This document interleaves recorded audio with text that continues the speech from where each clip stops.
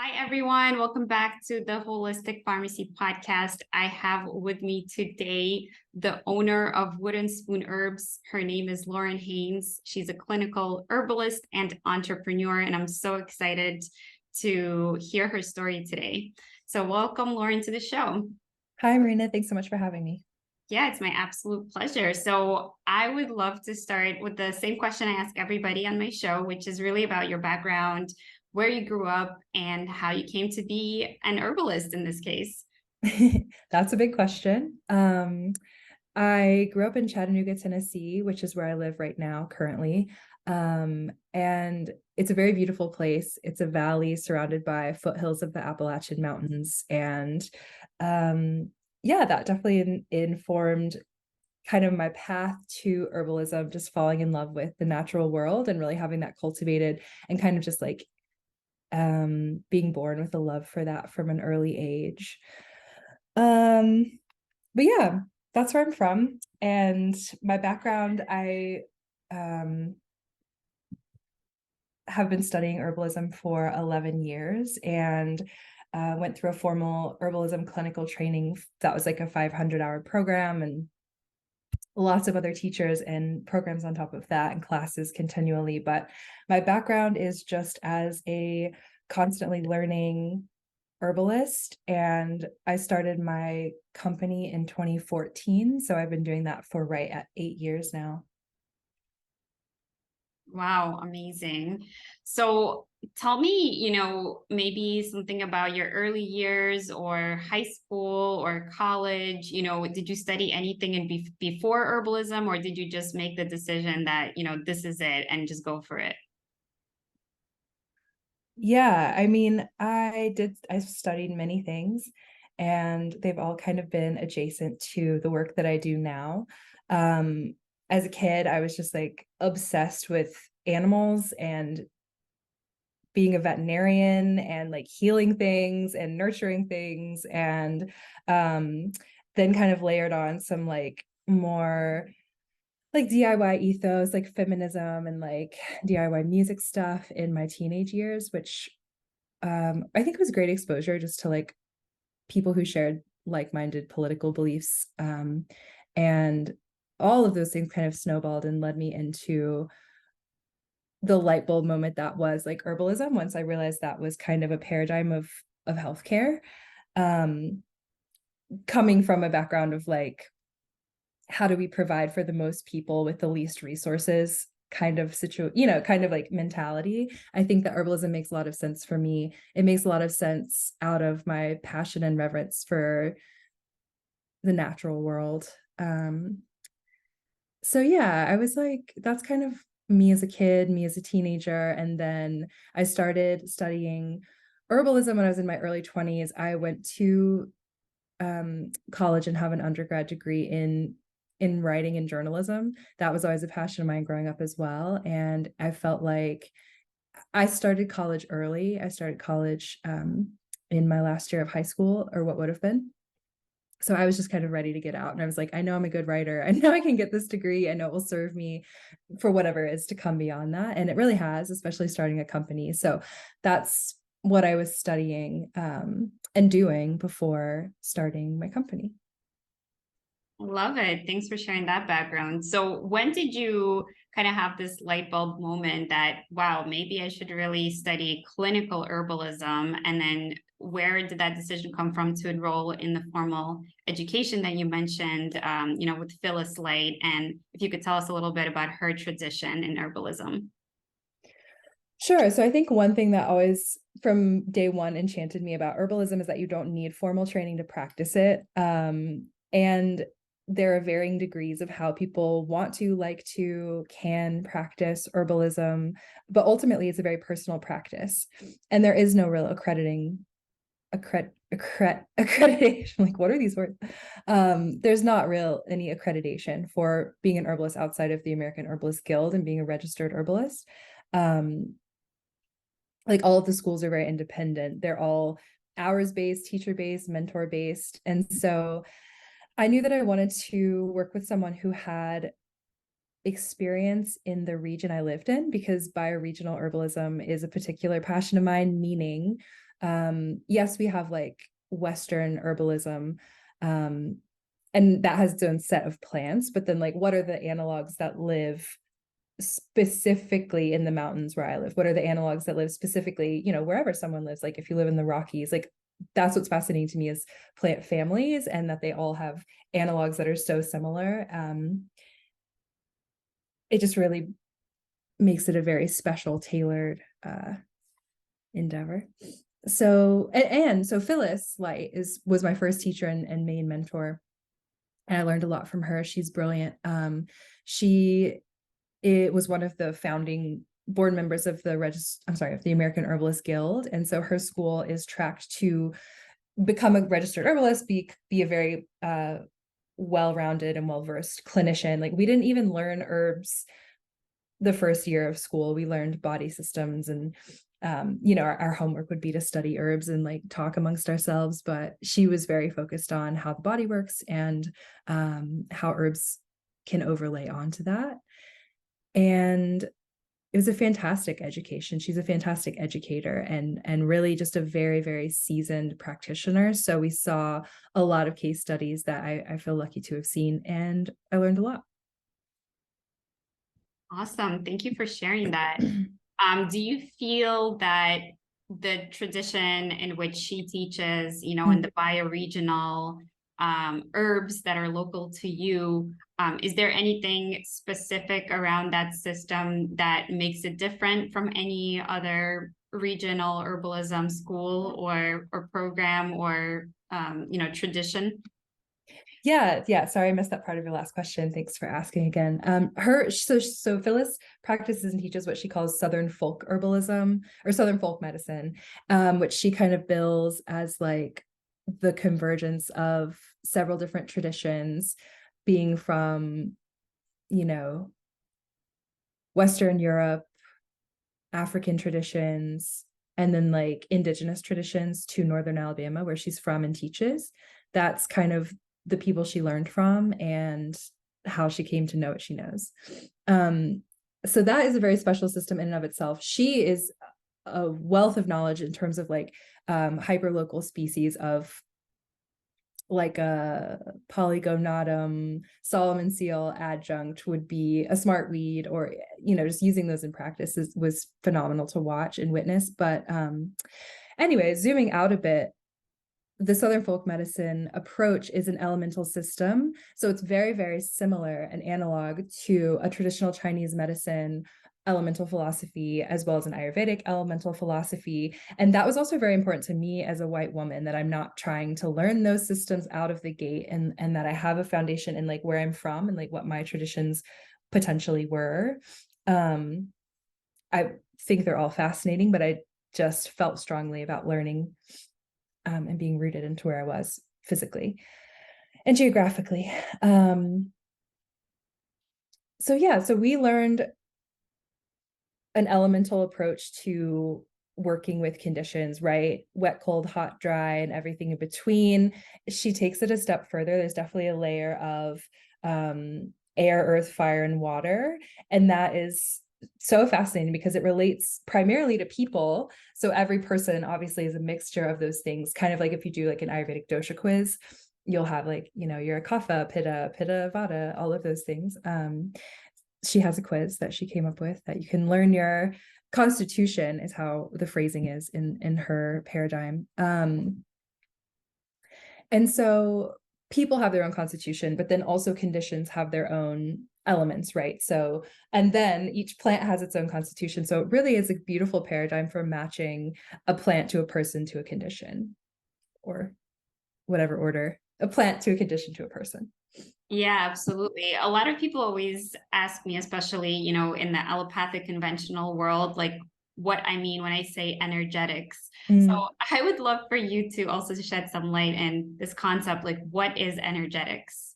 I'd love to. Thanks for asking. I feel like energetics as a word sounds so esoteric and it sounds so witchy and like all of those, connotations, but that's not what it's intended to mean at all. Energetics is just a balancing system.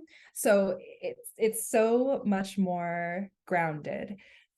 Energetics is taking the concepts of hot, dry, wet. Wait. hot, cold, wet, dry, and applying them to, again, people, conditions, tissues, etc. So, for example, to work with a croupy cough, right, that's making a lot of noise and there's a lot of mucus, you're going to work with something that is cooling because that's a hot condition, right? It's painful, it's inflamed. So we want an herb that has a cooling action. And like on a cellular level, what are we talking about when we say cooling action? Again, sounds so esoteric. However, we're talking about herbs that are very, very high in antioxidant compounds and volatile oils. So they're like actively cooling oxidation, inflammation, which we know are the same, two parts of the same situation. So going back to the cough, we would use something cooling to like soothe the lungs. They're going to be irritated and probably dry because you're just barking all of the time. So we're going to go with something that is going to be mucilaginous and coat those tissues and give back polysaccharides to the mucous membrane lining, right? We're going to feed those bacteria and help grow that back. That's going to help someone feel really great. And then lastly, something drying, because the cough is super wet. And we want something that's going to dry it up. So something that would come to mind for me would be a mixture of rose hips and elderberry, rose hips and goldenrod. Goldenrod is a super drying herb. Rose hips are they're moistening astringent. So they're going to have that cooling action, that mucilage, and they're going to have some astringency, which I love about herbs is that there are those like paradoxical pairings, like a moistening astringent. I just don't think that's something you would find often in pharmaceutical medicine. Yeah, plantain comes to mind as one of those as well. It's one of my favorites. And I love, how you explained that and the versatility with which one plant can provide a host of different benefits and constituents, or, a pairing of two plants that can really address a wide variety of things. And qualities is really how I usually describe energetics, where we really look to the quality that the herb has and that it transmits to the qualities of the conditions and the person, like you mentioned. So it's like really this, triad of things that we're trying to match to one another so that we are producing the desired effect that we want and the relief that we are looking for. So I would love to move into where the idea for wooden spoon herbs was born. What inspired you to create this? What need did you see that needs to be filled in the community? Yeah, I think that's really what it was. I think I was excited to bring something to my community here in this small town that, it's growing, but it's definitely small, that no one else was really doing. I didn't have any friends that were herbalists. I didn't know anyone who was like even remotely interested in this stuff. And so it was really fun to start making things and offering them for sale and seeing what people gravitated towards. And it seemed like it was something everyone was interested in, but no one was quite doing yet. So that was really invigorating. And then, I started setting up at the farmer's market once a week and selling things. And I would have people come to me and say, I have these chronic debilitating migraines. I leave work early 3 out of 5 days a week. Like what will help me? And it like, I'm like, okay, let's get down to business. Let's figure it out. And just seeing conditions, that are that extreme be calmed down with like herbal formulas and herbal blends was very inspiring. And so the product line that I have now really came out of just listening to people's common complaints and conditions and formulating things that worked for multiple people across the board. I think going back to like energetic herbalism, that is such a challenge, is like keeping things neutral enough that they will work for a wider population. But that's really where it came from, is just wanting to like provide something to the community, wanting to see if people were interested, being excited that they were. And then 8 years later, the community is just a bit bigger, but it's still the same philosophy. We're still just kind of following what people want, need, ask for, and are excited by. Yeah, absolutely. It's certainly a balancing act to formulate and just make sure that it would be appropriate to a wider audience versus like a specific individual. So I really, wanted to ask you about that as you were speaking. I come from the retail pharmacy setting, so we often have to also do like a quick triage and then make a recommendation from, let's say, an over-the-counter treatment, whether it's, herbal, but most of the time it's not, some Mhm. kind of pharmaceutical. But, I find it really, two different things when you really sit down and do a deep dive consult with a client versus just like a quick, let's see what you have going on and let me try to formulate. So how did you, balance that piece of like trying to take enough information from the person in a quick amount of time and then the turnaround formulation? Like, how was that all working for you? I think that's what's cool about an environment where you're constantly in communication with your clients or, in your case, patients, is that you can stand there and talk for 10 minutes, right? Or 5 or 15 and like get a pretty good picture of what's going on. And then I think that answers your question. I think in terms of like with the business, I mean, we recently like built a quiz that is very helpful for like matching products to people. I think people also just really feel intimidated and don't know where to start and don't want to, take the wrong thing or like spend money on something that they're not going to use. So that has been really successful, just as like a very quick guidance for people is like, here's the questions I would start with, right? How's your sleep? How's your digestion? How's your stress level? How's your mood? And go from there. Like it really is that simple. That is really where I start with any client any day, even if it's like a third, session. Love it. So, how did you really build this company from the ground up? I mean, it's like a wild success story, right? And you have celebrities talking about it and purchasing from you. And like you said, it has grown, the community has grown around it. You have an online presence. Like, can you take us through some of the steps and when you felt ready to take the next step? I can. I mean, it was just is, will be for the foreseeable future, so day by day. And I feel like we were one of the first herbal brands that was really doing like wholesaling tinctures and like that came up with a line. And that was a fun time and a fun community to be a part of. It's like all of these amazing herbalists selling their stuff and like trading things. But I honestly don't know. I think I knew that I wanted to do it full time. I really felt like if I was doing it part time, right? So the first year I had 3 jobs and I was doing it part time and on the side and at the farmer's market. And I was like, I really think if I put all my energy into this, it could, I know I could like make it work. I don't even know if I have a good answer. It's just grown very organically. And I've been so lucky for that. I think the products work for people, and so they keep coming back. I think they look pretty, so people want them around. And I think that people really connect with the brand and what it stands for, honestly. I mean, I think that it is like a unique voice in the space. My hope and desire is that it stays very down to earth and approachable. And like, we always want people to know like the ins and outs and the whys of what they're taking, and how it will help them versus, trust us, take this approach. So I do feel like people can feel that. And I feel like because I didn't come to this work from a, business MBA background, trying to fill a, niche in the market.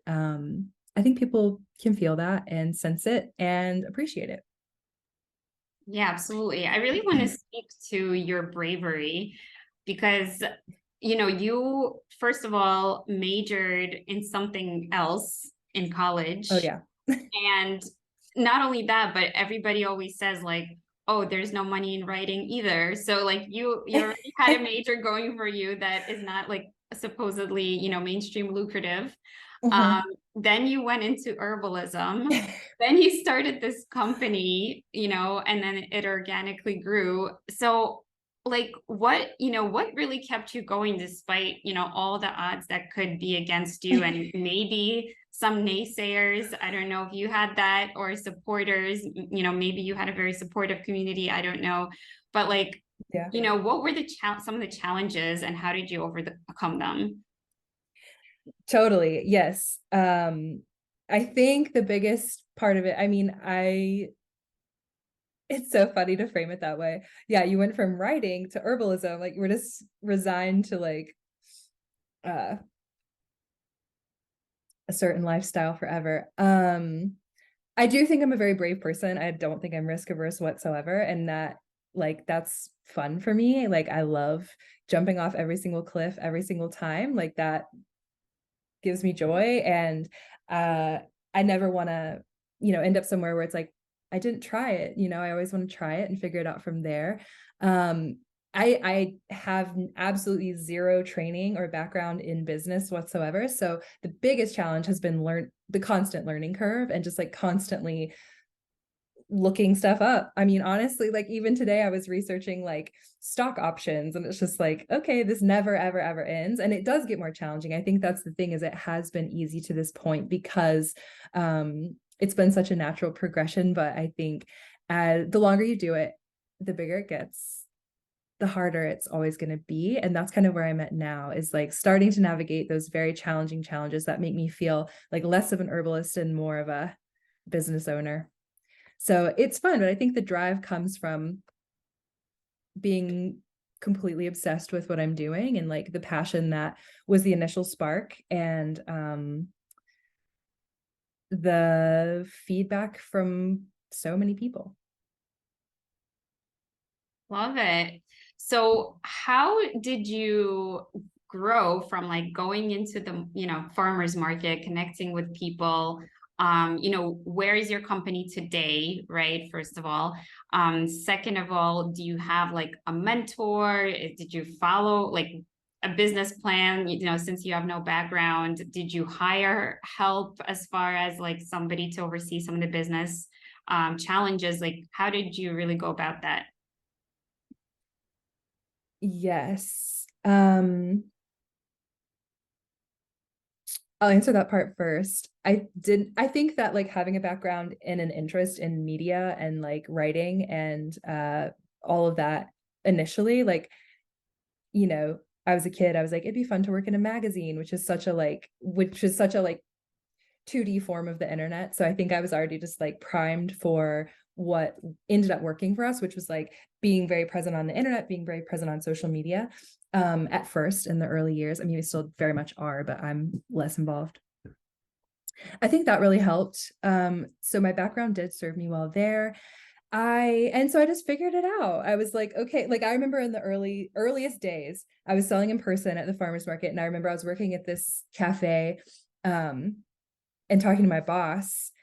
And I was like, man, like, I really love doing this. I just hate posting on Instagram. Like, I just hate social media. Like, I just can't do it. And he looked at me and he was like, do you want to do it? Or do you want to like hate social media? Like, do you want to have a business or do you want to like fuss about it? And I was like, okay, fair enough. And so, I mean, it really drove it home for me. So, I just learned it all, did it all in the beginning. And then 3 years ago, so 5 years in, we were kind of courted for like an acquisition, which is very exciting, very glamorous. And it really showed me like, oh, wow, you've actually built something that people are paying attention to. And that's very valuable to a, wide subset of people. And it made me start taking it a lot more seriously in terms of like, okay, cool. Well, like, why would that be shiny to me? Why would it be shiny to me to like, get acquired potentially? And can I do that myself? Is that like a level of stability and structure that I can achieve on my own? So I did start working with a business advisor then, and she's amazing. And so we've been working together for about 3 years, and it's just like a couple monthly calls. And then so I do have a business advisor who kind of gets in the weeds and the numbers with me. And then I have some mentors who are more from the natural products industry who have been, the CEO of like one of the biggest herb companies, or someone who works in field marketing, or, someone who like grew and sold companies. Like, so I'm super lucky to have people surrounding me who see what I'm doing and see where it's going and believe in me enough to give me some of their time. Love it. So did these relationships also just organically grow, or, did you proactively seek them out or build in a certain deliberate way? They've all been organic. And I think it's like, yes, it sounds organic. Like organic sounds romantic and easy, but I mean, I'm working so hard, you know, like I didn't take weekends off for probably 4 or 5 years. And like organic is right. It's an intersection of like hard work, luck, all of the things. So they are things that happen naturally because I was working so hard and building so in such a focused way. And yeah, but it's not something that I sought out. Yeah. And how did your brand and the message behind your brand like really come about? I'm sure that was also organic, but what is really like the message that you feel people are drawn to? No, I will say that's like the biggest thing that has not been organic because I didn't start my business from like this like light bulb business plan angle. It's been really hard for me to encapsulate what I'm doing because I started out just having fun and like making infused honeys and like making all of these sweet little things as the plants bloomed or we're ready to harvest. So right now we've encapsulated it, and everyday herbalism is just kind of the message that we're trying to put out there, which to me and to us means getting herbs into your like daily kitchen routines and just making sure that you have some level of like herbal routine that you're doing every day. It doesn't have to look perfect. It doesn't have to look any one way, but there's so many things and ways you can work with herbs that will be, specifically tailored to you and your lifestyle. That's one of the things that's hardest for me to talk about. But everyday herbalism is what I'm trying to do. I'm trying to sneak herbs into people's lives in like the most delicious ways, so they forget that they're doing something medicinal, and that is really my goal. Oh, I love that. So tell us a little bit about like the actual process, behind the scenes, because I know you have a philosophy of sustainability and local herbs and organic, right? In more ways than one. So tell us about like the whole ground up process of, from growing the herbs or foraging or, how you really manufacture or produce the herbs. And then if you could also speak to how you have built up to a certain level of manufacturing, right? Because a lot of people also fear all the legal statutes and, about getting into like a mass production of any supplement, right? Any food supplement or herb supplement. Yeah, it was a lot. It was a lot, and it was scary at times for different reasons. But it really was just like growing into it. And when I started making and selling things, I was growing tons of herbs in my garden. I was like harvesting like weedy plants from people's farms, and like that's really what I was focused on. And so it was a process of scaling. So it's like, okay, well, like I don't have enough time, and I don't have enough like hours in the day. Well, yeah, same, but I don't have like, there's not enough resources to be working like that. And so I started just like soliciting from my farmers market friends and being like, hey, do you have any of like this weed on your farm that I could come harvest? Or will you grow this for me? Or can I come harvest this or like grow a row kind of thing? And that worked for a while. It just kept growing and growing. And so then I just like spent a lot of time doing research and built a little network of like regional farms that dried and harvested and dried their own plants. So then I worked with them for many years. And then we eventually just couldn't keep up with demand. We were making everything ourselves until mid 2019, which still feels very recent. It's probably not anymore recent, but we just couldn't keep up with batch sizes. We kept selling out, which is amazing, but it was still just like, okay, well, how do we do this? And then we started looking into co-manufacturers, which I was so against. I was so against it for so long. And then I did come to a place where it's like, okay, well, you have to look at how many packages are going out, and do you really feel comfortable making your products, in the same way that you're making them, when there are all these rules and regulations that you have to follow at scale. So we had some baby step manufacturers. You know, we had people where we would like drive to another city and like make the things with them and like just really hands-on. We were still doing all of our own sourcing. And then we landed with a really sweet company who was started by an herbalist, and they did all of their own sourcing from like their farm network. And so then we scaled up to using those farms and farm partners and manufacturing partners. And then in the past year, just, you know, ever since COVID, like there's just been so many closures and so many hardships for everyone. So it's been a constant like balancing act of like, okay, well, now this product has to be manufactured here. But I will say I've been very excited and blessed really, that we've been able to work with companies who have been doing herbal products or health food products for like 30 plus years as manufacturing partners. So they are like the highest integrity, the highest quality, and like the most trusted for me, because it was such a scary, hard decision to go from making these tiny batch things myself to scaling up to the, you know, order size, sourcing, supply chain, like all of those things that we're at now. And it varies product to product. Like we have different like powders and tinctures come from different places, but Yeah. Yeah. Thank you for sharing all of that. And, you know, I'm kind of like trying to imagine all these steps and, you know, everything that you mentioned that you had to solve for one thing at a time. So did you start, you know, pretty much in your home and then move to a commercial kitchen and then move to the partners that you mentioned? And did you have to register and comply with the GMP? And can you like talk a little bit about that process? yeah, I think GMP, good manufacturing practices, are something we scaled into as well, just because I never in my wildest dreams thought that what I was doing would become what it is now. And like I truly didn't. And so it felt fine to like work out of a, you know, friend's restaurant kitchen when they were closed kind of thing, work out of my house a bit. And then we built a warehouse studio commercial kitchen in 2018 that actually turned into our warehouse once we stopped doing production. So that's just scale as we've gone to. And that's also why we switched to co-manufacturing, is for GMP reasons, because I have no desire to build and run a factory. Like that's where I draw the line. And so partnering with people to do all of the paperwork and have the factory level standards and equipment and all of those paper trails was worth it to me. So yeah. All right, thank you. Yeah, I think a lot of people that, you know, aspire to be herbalists, a lot of them know that they want to work with products specifically. Some people know they want to go into the clinical side. Some people do a mix.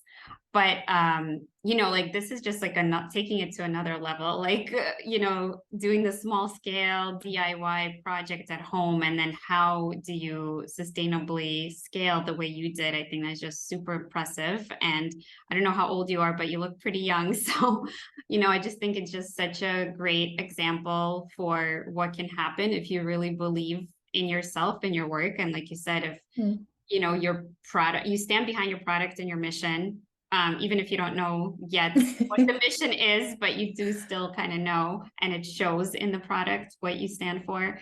So, you know, I just think it's such a great success story, and I hope it inspires people listening that you may not have it all figured out, but if you kind of have the direction and you are brave enough to listen to that voice that's guiding you, or, you know, you hire some people to help you figure things out and solve for the challenges, you know, you don't have to know the end goal, but each step is going to inform the next step that's possible, that's out there. So, you know, now I really would love to move into what does your company do today in terms of like volume, or does it do any wholesale? Is it still just, you know, directly to consumer? You know, what does that look like? And then also, what does your day-to-day now look like that you've outsourced a lot of the work? Yeah, well, there's always plenty to do. Yeah, so we shifted like our minimums per product now are like 5 to 10,000, and that's like a whole nother ball game in terms of just size and pressure and what there is to do.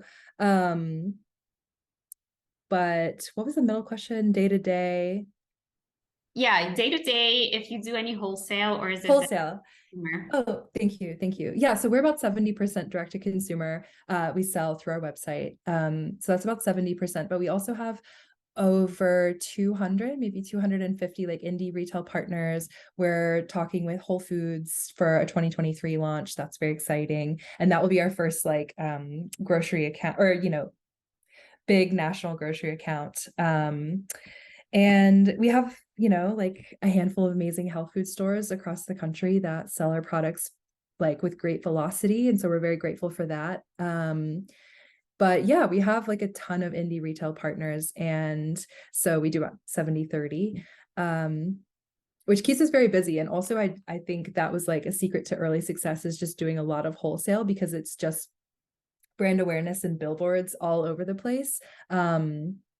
If you don't have any dollars for marketing. So that was not something I intentionally did, but that's kind of how it ended up working out. And yeah, my day-to-day is always, it really is always different. Mondays and Tuesdays, I'm in meetings all days, checking in with the team.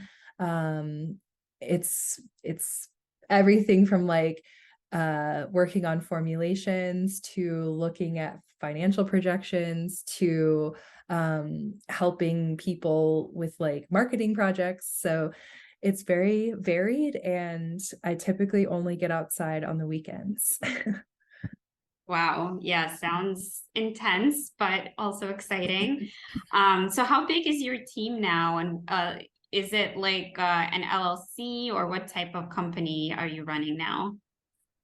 There's about 5 of us, and we operate as a C Corps, which is a traditional corporation. And that structure is new to me. I've been all of them. I've been a sole prop, I've been an LLC, and then as of last year, we shifted to being a corporation, so that we can position ourselves long term to be a legacy company. Love it. Well, thank you so much for sharing, what you've been through, what you built, and what may be potentially next in the future for your company. So before I let you go, I would love to know if I can ask you some rapid fire questions. Definitely. Okay. So if you had just, one health tip to share with somebody surrounding herbalism, what would it be? Oh, specific to herbalism, drink nettle tea. Love it. Yeah, very versatile. Hmm. Question number two, would be, tell us about like one of your products that you're absolutely in love with that you feel like people should know about. The herbal coffee is a dandelion chicory blend with maca, cinnamon, mesquite, and reishi, and it tastes super roasty and delicious. And I think everyone should take those herbs every single day. Oh, wow. That does sound amazing. Might have to order that afterwards. All right. Well, what is your favorite hobby? Assuming you have some time, some free time. I'm assuming it has something to do with going outside, but maybe something surprising that you haven't talked about yet. No, I'm very boring. Oh, I know. This year it's been cold plunges, just finding a little creek and doing a cold plunge. Wow. Awesome. Yeah, that's definitely something free that you can do for your health, but also something scary. So I am getting the brave theme again. All right. And what would be like your number one tip for anyone out there listening that, is kind of called to do maybe some of this work, or is interested in getting into herbalism, but, just really feels scared, feels like it's too much, or unsure, or just doesn't even know where to start? What would be your tip for them? Yeah, I think just like go for it. Don't be intimidated and just take your time. Like I think taking your time is not something we're conditioned to do. And it's always going to be overwhelmed. I'm overwhelmed constantly by how much I don't know, and how much I still have to learn. So just take your time and don't be scared. There's nothing to be afraid of. Yeah, I love that. I was just reflecting on that the other day. It's like, we're overstimulated all the time, and then we're just never even happy with the progress and everything that we have going for us, because we're just needing to do something else and be more productive and make more progress, but we don't have that reflection or the permission to just take time slow.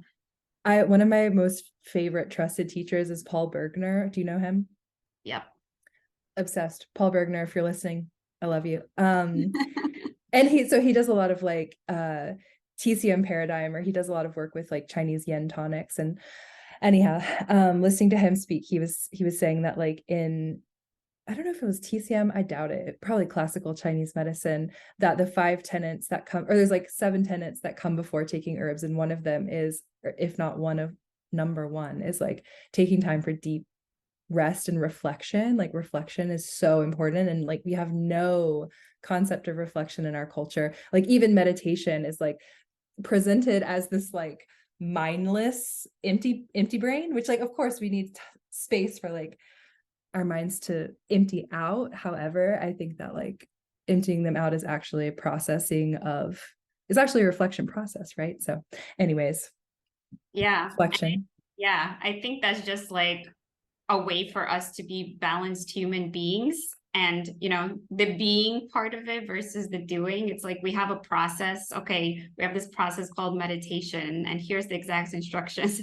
And then we have these expectations of how to do it right and wrong. And then we put pressure on ourselves. But like, I think part of just being happy, or being in this state of like, you know, just rest and acceptance, is just not practiced, because we just think like, okay, you know, we got to check this off the list. Even this is the rest part, this is the sleep part, but we're still kind of like on target and on these expectations and these pressures for ourselves. Like we become orthorexic and like, okay, how many hours? Let me check my tracker, you know, and so there's just really no time where, because of the electronics and the lights on and the constant, you know, TV and the binging of the shows and like other things that are just so easy for us to access, we don't have like this break system where it's like, okay, I've watched enough. Like, let me go reflect on this episode and not binge, you know, the 300 shows that are out there right now. Definitely. There's a lot of access, a lot of easy access to all of that. Yeah. Well, Lauren, thank you so much for sharing your story. Again, it's so inspiring to myself, and I hope that all our listeners take this inspiration and, you know, go and reflect on what they would like to bring in the world, and, you know, face their fears and go forward. Yeah, thank you so much for having me and being interested at all. Yeah, I am definitely going to check out your products, and I'm excited about that coffee blend you mentioned. Cool. Thank you so much, Marina. My pleasure. Have a good one. Take care. You too. Bye.